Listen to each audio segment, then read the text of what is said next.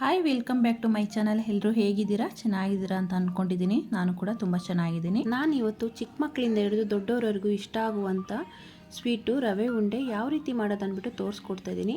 ಈ ರೀತಿ ಮಾಡೋದ್ರಿಂದ ವಾರಗಟ್ಟಲೆ ಇಟ್ಟರೂ ಕೂಡ ಕೆಡೋದಿಲ್ಲ, ಸ್ಮೆಲ್ ಬರಲ್ಲ, ಚೆನ್ನಾಗೇ ಇರುತ್ತೆ. ಮಾಡೋದಕ್ಕೆ ಏನೇನು ಬೇಕಾಗುತ್ತೆ ಅಂದ್ಬಿಟ್ಟು ನೋಡ್ಕೊಂಡು ಬರೋಣ. ಮೊದಲಿಗೆ 2 ಬೌಲ್ ಆಗೋಷ್ಟು ರವೆ, 1 ಬೌಲು ಕೊಬ್ಬರಿ, 1 ಬೌಲ್ ಆಗೋಷ್ಟು ಸಕ್ಕರೆ, 1 ಬೌಲ್ ಹಾಲು, 1 ಲೋಟ ತುಪ್ಪ, ಗೋಡಂಬಿ, ದ್ರಾಕ್ಷಿ, ಬಾದಾಮಿ ಮತ್ತು ನಿಮಗೆ ಇಷ್ಟವಾದಂಥ ಡ್ರೈ ಫ್ರೂಟ್ಸ್ಗಳನ್ನ ಸೇರಿಸ್ಕೊಬೋದು. ಮೊದಲಿಗೆ ಬಾಣಲಿ ಒಲೆ ಮೇಲೆ ಇಟ್ಕೊಂಡು ಬಾಣಲಿ ಸ್ವಲ್ಪ ಬಿಸಿ ಆಗ್ತಿದ್ದಂಗೆ ತುಪ್ಪ ಸೇರಿಸ್ಕೊಳ್ಬೇಕು. ತುಪ್ಪ ಸ್ವಲ್ಪ ಬಿಸಿ ಆಗ್ತಿದ್ದಂಗೆ ಡ್ರೈ ಫ್ರೂಟ್ಸ್ಗಳನ್ನ ಒಂದೊಂದಾಗಿ ಸೇರಿಸ್ಕೊಳ್ಬೇಕು. ಮೊದಲಿಗೆ ಚಿಕ್ಕದಾಗಿ ಕಟ್ ಮಾಡಿ ಇಟ್ಕೊಂಡಿರುವಂಥ ಬಾದಾಮಿನ ಸೇರಿಸ್ಕೊಂಡು ಚೆನ್ನಾಗಿ ಫ್ರೈ ಮಾಡಬೇಕು. ಬಾದಾಮಿ ಸ್ವಲ್ಪ ಫ್ರೈ ಆಗಲಿ.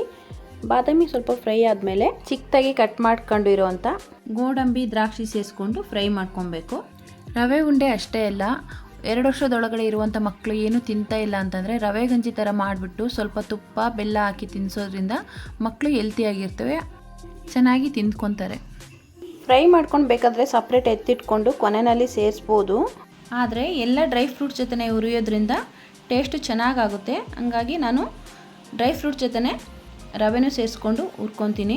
2 ಬೌಲ್ ಆಗೋಷ್ಟು ರವೆ ಸೇರಿಸ್ಕೊಂಡು ಈ ಟೈಮಲ್ಲಿ ಚೆನ್ನಾಗಿ ಫ್ರೈ ಮಾಡ್ಕೊತೀನಿ. ಗ್ಯಾಸು ಲೋ ಫ್ಲೇಮಲ್ಲೇ ಇರಲಿ. ಕಂಪ್ಲೀಟ್ ಆಗೋವರೆಗೂ ಮೀಡಿಯಮ್ ಫ್ಲೇಮಲ್ಲೇ ಇರಬೇಕು, ಇಲ್ಲಾಂದರೆ ಕಲರ್ ಚೇಂಜ್ ಆಗುತ್ತೆ, ರವೆದು ಫ್ಲೇವರ್ ಕೂಡ ಚೇಂಜ್ ಆಗುತ್ತೆ. ಅದಕ್ಕೋಸ್ಕರ ಲೋ ಫ್ಲೇಮಲ್ಲೇ ಇರಲಿ. ರವೆನ ಎಷ್ಟು ಚೆನ್ನಾಗಿ ಹುರ್ಕೊತೀವೋ ಅಷ್ಟೇ ಚೆನ್ನಾಗಿ ರವೆ ಉಂಡೆ ಬರುತ್ತೆ. ರವೆಯಿಂದ ಮಾಡುವಂಥ ಯಾವುದೇ ಆಹಾರ ಆಗಲಿ ಮಕ್ಕಳಿಗೆ, ದೊಡ್ಡವರಿಗೆ ತುಂಬಾ ಒಳ್ಳೆಯದು. ರವೆನ ಹದವಾಗಿ ಹುರ್ಕೊಬೇಕಂದ್ರೆ ಸ್ವಲ್ಪ ಟೈಮ್ ತಗೊಳುತ್ತೆ. ಸ್ವಲ್ಪ ಟೈಮ್ ಕೊಟ್ಟು ಚೆನ್ನಾಗಿ ಹದವಾಗಿ ಹುರ್ಕೊಬೇಕು.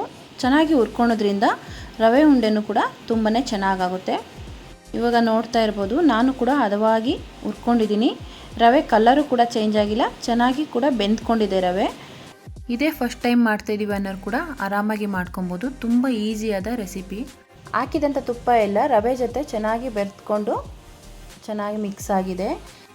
ಈ ಟೈಮಲ್ಲಿ ಕೊಬ್ಬರಿ ತುರಿನ ಸೇರಿಸ್ಕೊಬೇಕು. ಕೊಬ್ಬರಿ ತುರಿನ ಮಾಡೋದಕ್ಕೆ ಲೇಟ್ ಆಗುತ್ತೆ, ಟೈಮ್ ಇಲ್ಲ ಅಂತಂದರೆ ಚಿಕ್ಕದಾಗಿ ಕಟ್ ಮಾಡಿಕೊಂಡು 1 ರೌಂಡು ಮಿಕ್ಸಿಗೆ ಹಾಕ್ಕೊಂಡ್ರೆ ನೋಡಿ ಈ ಥರ ಕೊಬ್ಬರಿ ತುರಿ ಆಗುತ್ತೆ. ಈಗ 1 ಬೌಲಷ್ಟು ಕೊಬ್ಬರಿ ತುರಿ ಸೇರಿಸ್ಕೊಂಡು ಚೆನ್ನಾಗಿ ಮಿಕ್ಸ್ ಮಾಡ್ಕೊಬೇಕು. ಕೊಬ್ಬರಿ ಮೇಲಿರುವಂಥ ಬ್ಲ್ಯಾಕ್ ಕಲರ್ ಪಾರ್ಟ್ ಎಲ್ಲ ತೆಗೆದುಬಿಟ್ಟು ಸೇರಿಸ್ಕೊಬೋದು. ನಾನು ತೆಗೆದಿಲ್ಲ, ಅದೇ ಥರ ಹಾಕಿದ್ದೀನಿ. ತೆಗೆದು ಹಾಕ್ಕೊಂಡ್ರೆ ಇನ್ನೂ ಫುಲ್ಲು ಕ್ಲಿಯರ್ ವೈಟ್ ಇರುತ್ತೆ. ಡ್ರೈ ಕೊಬ್ಬರಿ ತುರಿ ಇದು. ಹಸಿ ಕೊಬ್ಬರಿನಾದರೂ ಸೇರಿಸ್ಕೊಬೋದು. ಹಸಿ ಕೊಬ್ಬರಿ ತುರಿ ಹಾಕ್ಕೊಂಡ್ರೆ ಜಾಸ್ತಿ ದಿವಸ ಇಡೋಕ್ಕಾಗಲ್ಲ, ಬೇಗ ಕೆಟ್ಟೋಗುತ್ತೆ ಅಂದ್ಬಿಟ್ಟು ಒಣ ಕೊಬ್ಬರಿ ತುರಿ ಸೇರಿಸ್ಕೊತಿದ್ದೀನಿ. ಒಣ ಕೊಬ್ಬರಿ ಸೇರಿಸೋದ್ರಿಂದ ತುಂಬಾ ಚೆನ್ನಾಗಿರುತ್ತೆ. ಒಂದು 10ರಿಂದ 15 ದಿವಸ ಇಟ್ಟರೂ ರವೆ ಉಂಡೆ ಕೆಡಲ್ಲ, ಚೆನ್ನಾಗಿರುತ್ತೆ. ಇದನ್ನು ಕೂಡ 5 ನಿಮಿಷ ಚೆನ್ನಾಗಿ ಡ್ರೈ ರೋಸ್ಟ್ ಮಾಡ್ಕೊಬೇಕು. ಕಡಿಮೆ ಉರಿನಲ್ಲೇ ಎಲ್ಲ ಪದಾರ್ಥಗಳನ್ನು ಸೇರಿಸ್ಕೊಂಡು ಹುರ್ಕೊಳ್ಳೋಣ. ಕೊಬ್ಬರಿ ತುರಿ ಹಾಕ್ಕೊಂಡು 2ರಿಂದ 3 ನಿಮಿಷ ಹುರಿದಾದ ನಂತರ ಈ ಟೈಮಲ್ಲಿ 2 ಬೌಲ್ ರವೆಗೆ 1 ಬೌಲಷ್ಟು ಸಕ್ಕರೆ ಸರಿಯಾಗುತ್ತೆ ಇದು. ಅದಕ್ಕೆ 2 ಬೌಲ್ ರವೆಗೆ 1 ಬೌಲಷ್ಟು ಸಕ್ಕರೆ, 1 ಬೌಲಷ್ಟು ಕೊಬ್ಬರಿ ತುರಿ ಹಾಕೋದ್ರಿಂದ ಹದ ಸರಿಯಾಗುತ್ತೆ. ಚೆನ್ನಾಗಿ ಮಿಕ್ಸ್ ಮಾಡ್ಕೊತ ಇದ್ರ ಜೊತೆ ಅರ್ಧ ಟೇಬಲ್ ಸ್ಪೂನು ಏಲಕ್ಕಿ ಪೌಡರ್ನ ಸೇರಿಸ್ಕೊತೀನಿ. ಇದೆಲ್ಲವನ್ನು ಚೆನ್ನಾಗಿ ಮಿಕ್ಸ್ ಮಾಡ್ಕೊಳ್ಳೋಣ. ಬಿಸಿಗೆ ಸಕ್ಕರೆ ಕರಗುತ್ತೆ, ಏನು ಪುಡಿ ಮಾಡಿ ಹಾಕೋದೇನು ಬೇಡ. ಬಿಸಿಗೆ ಸಕ್ಕರೆ ಕರಗುತ್ತೆ. ಏಲಕ್ಕಿ ಪೌಡರೆಲ್ಲ ಹಾಕಿಬಿಟ್ಟು ಚೆನ್ನಾಗಿ ಒಂದು ಮಿಕ್ಸ್ ಕೊಡಬೇಕು.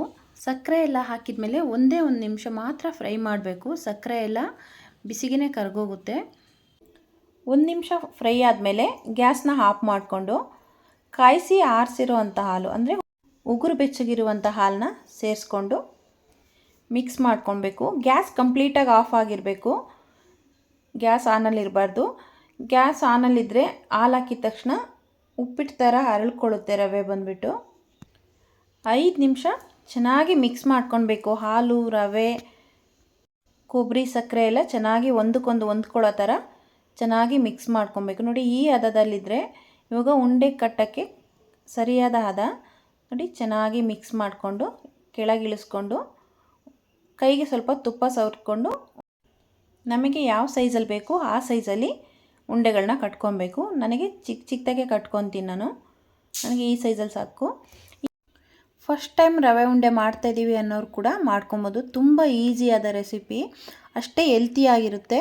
ಮಕ್ಕಳಿಗೆ ಏನಾದರೂ ಸ್ವೀಟ್ ಬೇಕು, ಮನೆಯಲ್ಲಿ ಸ್ವೀಟ್ ಇಲ್ಲ ಅಂದರೆ ಇರೋ ವಸ್ತುಗಳ ಎಲ್ಲ ಮನೆಯಲ್ಲಿ ಸಿಗುವಂಥ ವಸ್ತುಗಳನ್ನೇ ಹಾಕಿಬಿಟ್ಟು ಮಕ್ಕಳಿಗೆ ತಕ್ಷಣ ಮಾಡಿಕೊಡ್ಬೋದು. 10 ನಿಮಿಷದಲ್ಲೆಲ್ಲ ರೆಡಿ ಆಗುತ್ತೆ. ನೋಡಿ ಈ ಥರ ಬಂದಿದೆ. ಬಾಯಲ್ಲಿಟ್ಟರೆ ಕರಗುತ್ತೆ, ಅಷ್ಟು ಚೆನ್ನಾಗಿದೆ. ಟೇಸ್ಟು ಕೂಡ ಅಷ್ಟೇ ಚೆನ್ನಾಗಿದೆ. ನೋಡೋದಕ್ಕೆ ಎಷ್ಟು ಚೆನ್ನಾಗಿದೆಯೋ ಟೇಸ್ಟು ಕೂಡ ಅಷ್ಟೇ ಚೆನ್ನಾಗಿ ಬಂದಿದೆ.